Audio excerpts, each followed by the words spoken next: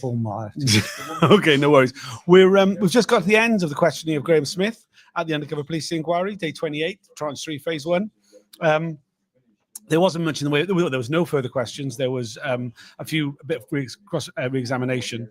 I'm joined with Graham Smith himself. What did you make of appearing at the Undercover Police Inquiry? I didn't know what to expect really, but can you hear me? So I think it went very well. I think I made the points that I wanted to make. I think in these forums, it's quite difficult to tell your story and not be deflected from it because of the overarching narrative that's been developed both by the Metropolitan Police and by the inquiry itself. And I think I saw my responsibility really is putting forward an alternative narrative to the one that's been pursued to date in regard to justice campaigns, or what have been called justice campaigns.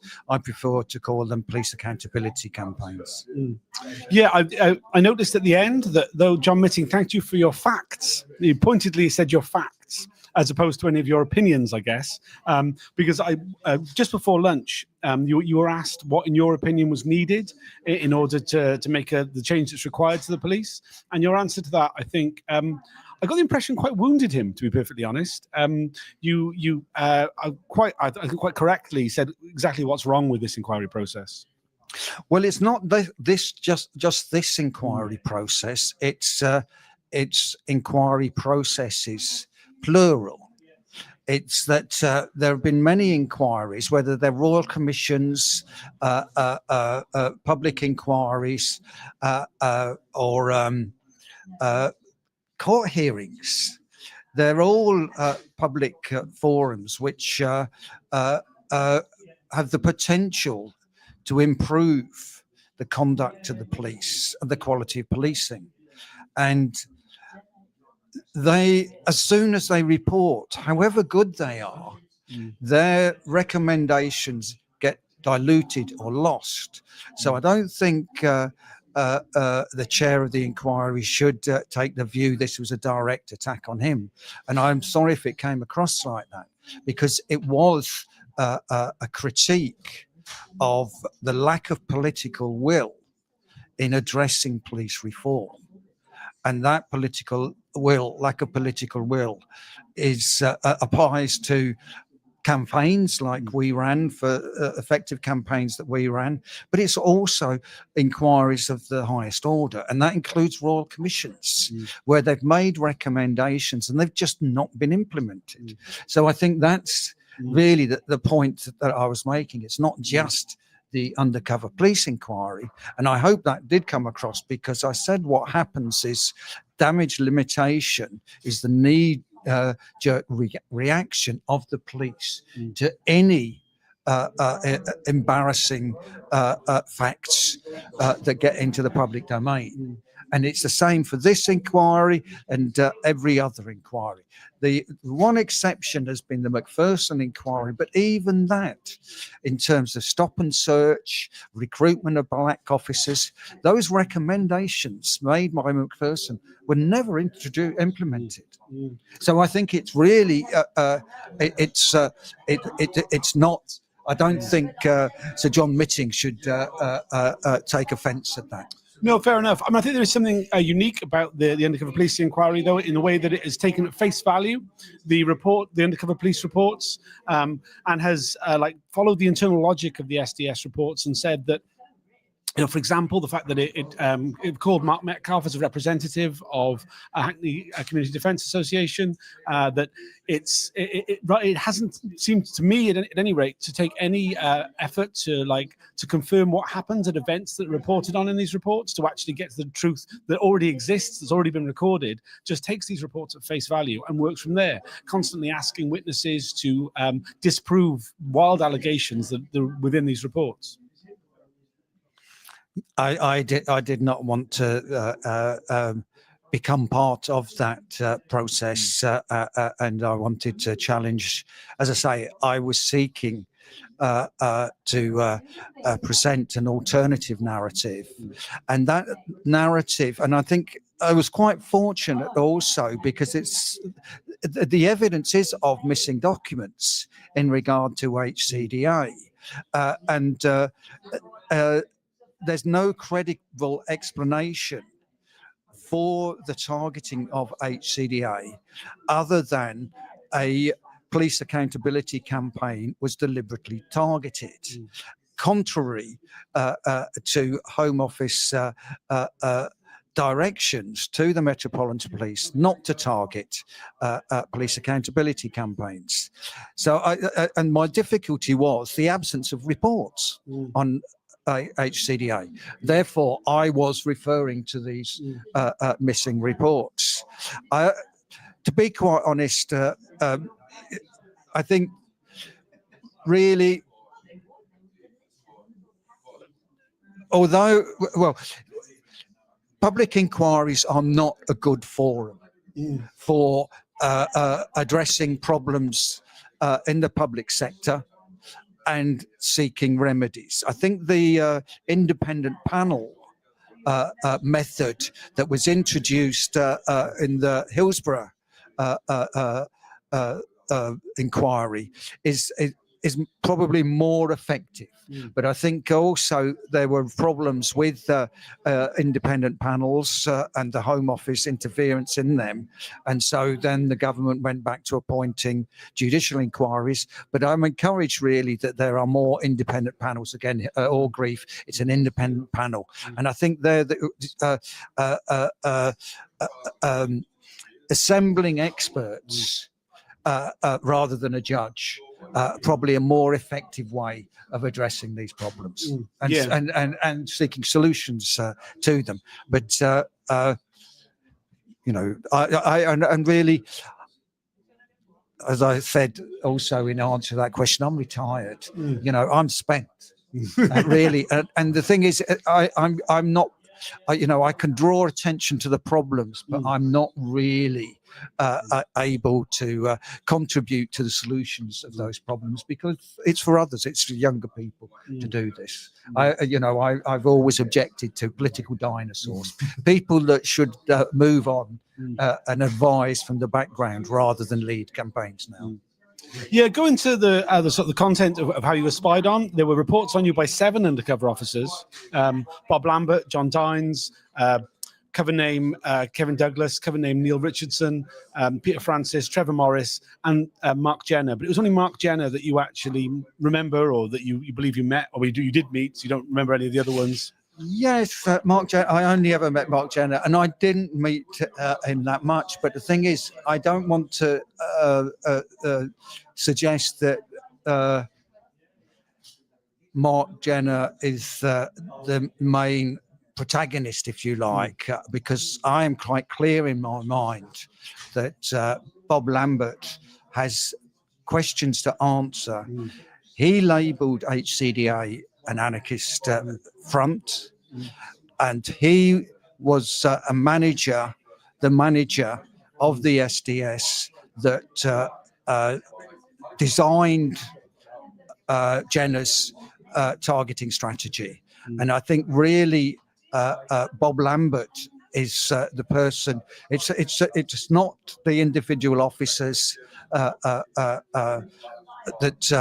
are the primary offenders here. It's the institution of the Metropolitan Police, and something that I would like to have said, and I just thought that I shouldn't said, that when Peter Francis, the police, in preparing their defence to Peter Francis's civil action, there is a document there that says out of 6 inspectors in Special Branch at that time, 4 of them had been in SDS. Now, the thing is, the Met have tried to say that SDS was not an elite squad. Well, if four out of the 6 inspectors at one point of time across Special Branch had been deployed in SDS, then it suggests that the SDS ethos informed Special Branch ethos. And we know at least one of those officers went on to be a chief constable, Andy Coles, and a police and crime commissioner. And what we don't know is who of those undercover officers whose names have been restricted went on to greater things. Did they also become chief constables? Did they also become commissioner of the Metropolitan Police? And these are things, because it's quite clear that SDS was the elite policing unit of Special Branch. And if Special Branch was seen an elite force within the Metropolitan Police. I didn't get that point across. I should have. I mean, I think that's a really important one, because there's been so much secrecy about so many of the undercover officers, and no real credible risk to them of being exposed in terms of what any sort of comeback from the activists that they spied upon. I mean, there's been there's no suggestion that any undercover officers ever had any sort of negative effect from being named from activists, apart from Andy Coles got removed from his role as a deputy police and crime commissioner. I mean, that's about as serious as anything has got. So why have so many officers had so much secrecy? We're talking not just the real names, but the cover names. And in many cases, we don't even get the officers referred to by their ciphers in proceedings. But the thing is, the undercover police inquiry knows who these officers are. And it's for the undercover police inquiry to make these conclusions. And the thing is, it's for the undercover, it doesn't have to name officers, but if it's untoward, if these restriction orders are untoward, then that's got to be part of the conclusions. Now, I said at the end about the Met pulling the wool over the eyes of the inquiry. Now, the thing is, the chair can take that one of two ways, can prove that the wool hasn't been pulled over their eyes, or they could, without naming officers that may have gone on to be Commissioner of the Metropolitan Police, they can say this is what happened. They can still protect their confidentiality.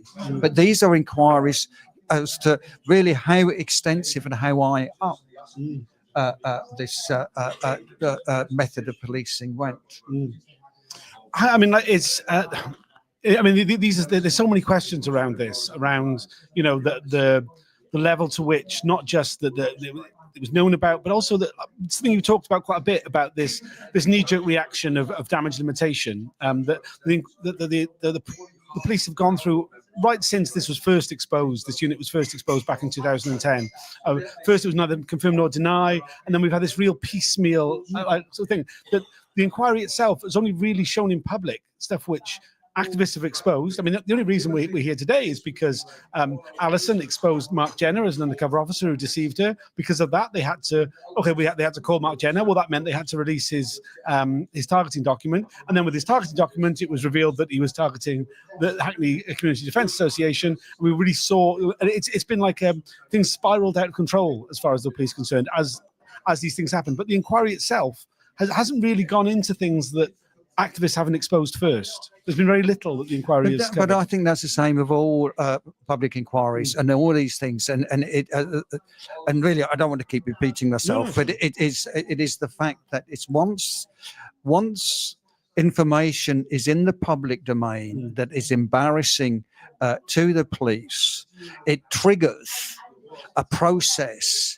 of damage limitation, and the resources of the police and the willingness of the media, as well as any other institution to report that exercise.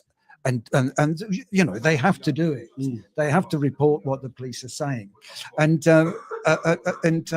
it's one of the failings of the processes for addressing what is it? You know, it's basically public sector failure. An example of public sector failure, as was Hillsborough, and as was a child abuse independent panel, which became an inquiry.